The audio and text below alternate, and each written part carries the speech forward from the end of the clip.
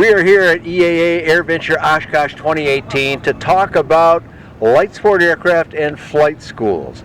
I'm Dan Johnson, and I'm seated across from Michael Church, who runs an organization called Sunrise Aviation out in California at the John Wayne Orange County Airport. That's us. Which is a mighty busy airport.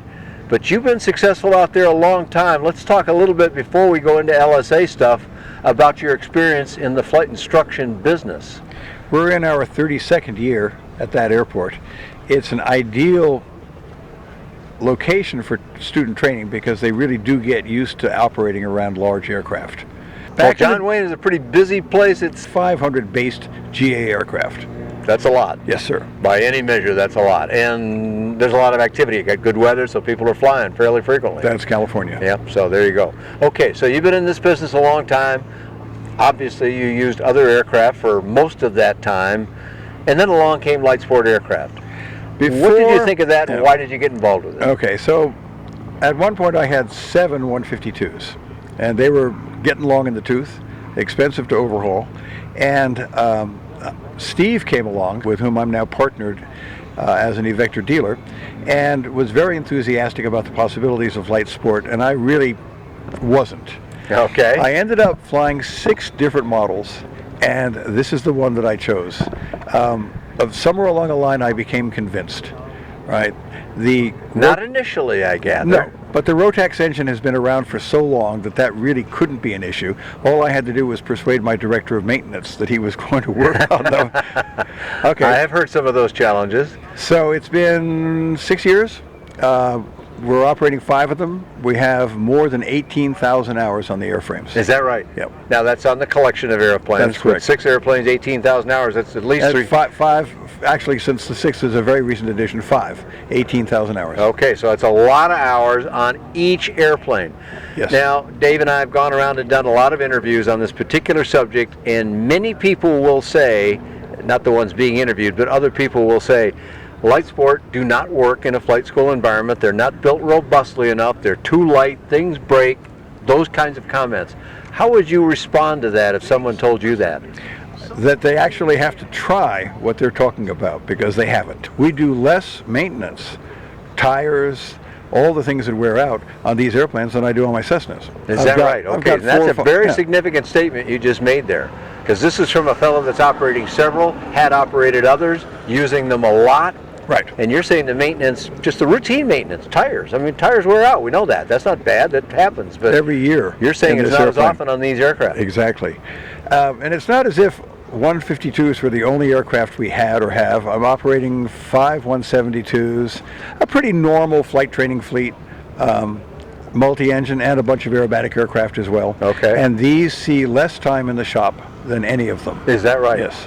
Per Again, hour of quite flight. a statement. Per hour of flight. Yeah, per hour of flight, right. 2 biggest expenses in operating any airplane are going to be fuel and insurance. Okay. In my environment. In a training and rental fleet, insurance is 3-4 times what a business and pleasure policy costs.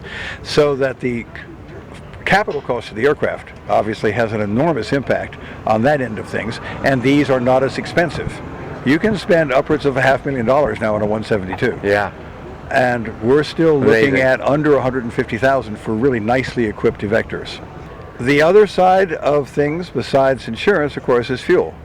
Okay, 4.5 gallons an hour. We go 90 knots.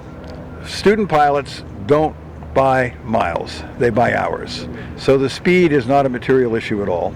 Okay, and we're using less than half the fuel. Lower cost of maintenance, lower cost of acquisition. How about the insurance side? You said that's expensive for you, but how does it compare legacy GA to this? Insurance is pretty straightforward. You pay the exact same amount of liability per seat.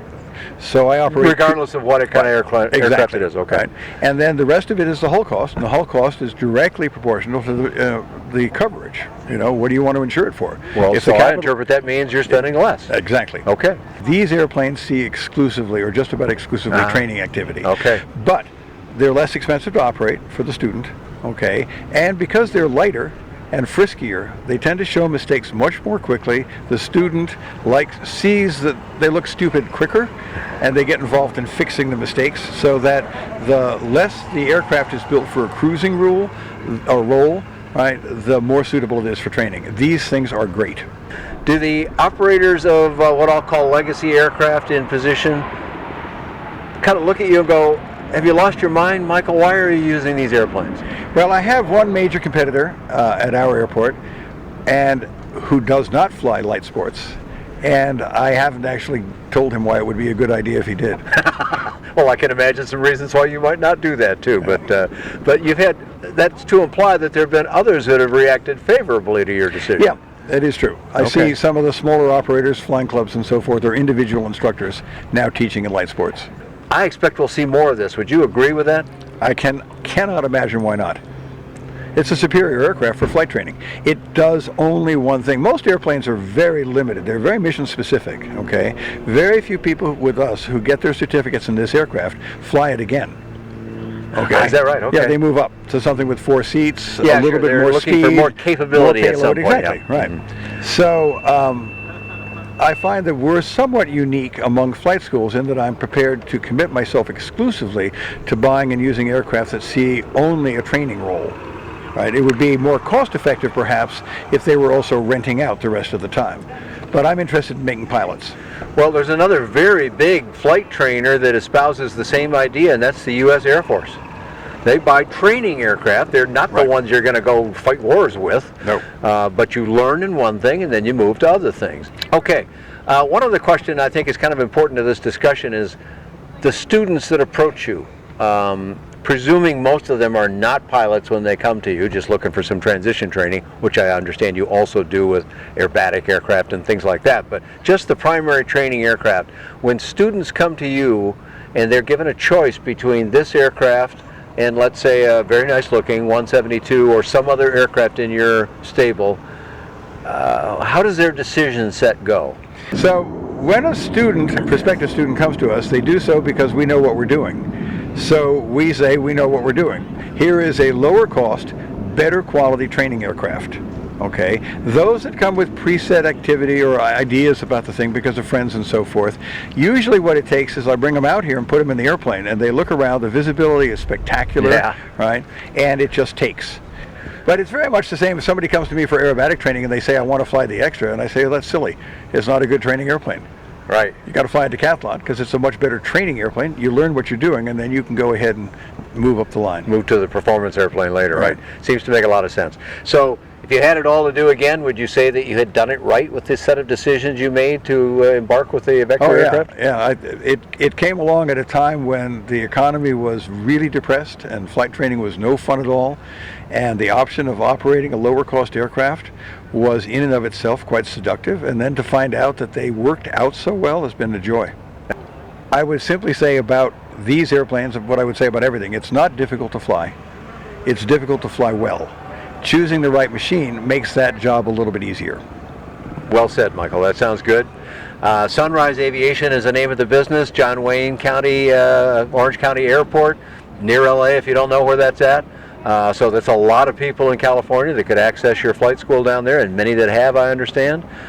Give us a web address where we can send people who want to investigate further, ask questions, or maybe sign up for some of those lessons. Sure. The domain is sunriseaviation.com. Couldn't be simpler. Lots of information about Evektor, about people that sell the Evektor, including Dreams Come True, AB Flight, Sunrise Aviation, and much more affordable aviation available on By Dan Johnson. Thanks for joining Michael Church and myself here at EAA AirVenture Oshkosh.